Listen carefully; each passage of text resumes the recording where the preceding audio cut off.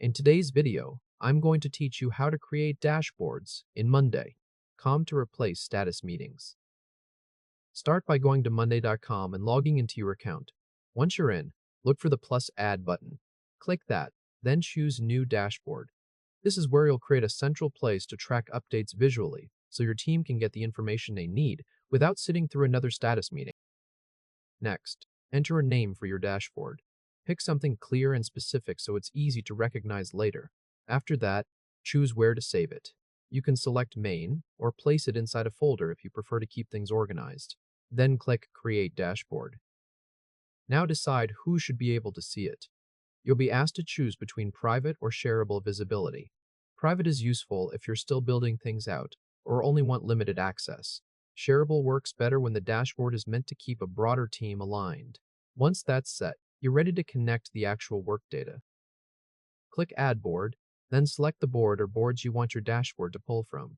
This is an important step because the dashboard only becomes useful when it's connected to the projects, tasks, or workflows your team is already using. After selecting the right boards, click Done. With the dashboard connected, click Add Widget. You'll now choose the type of widget you want to use. For example, numbers widgets are great for showing totals at a glance. Chart widgets help visualize trends or progress. And battery widgets are useful for showing completion status in a simple, easy-to-read way. Select the widget you want, then click Add to Dashboard. Once the widget appears, click the gear icon on it to open its settings. This is where you control what the widget displays. You can configure the columns it uses, adjust the data source, and change the layout so the information is easier to understand at a glance. When everything looks right, click Apply. From there, keep building. Click Add Widget again to add more widgets and expand the dashboard.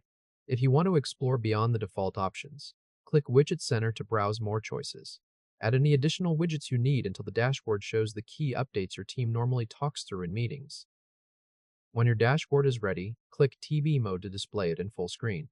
This is especially useful if you want to keep it visible during team check-ins or on a shared screen so everyone can quickly see progress, lockers, and priorities in one place. If this helped, hit like and subscribe for more quick tutorials. That's it. Your dashboard is now set up to give everyone a live, visual status update without relying on repeated meetings. As a final tip, keep your dashboard focused on the metrics and views your team actually uses so it stays clear, useful, and easy to scan.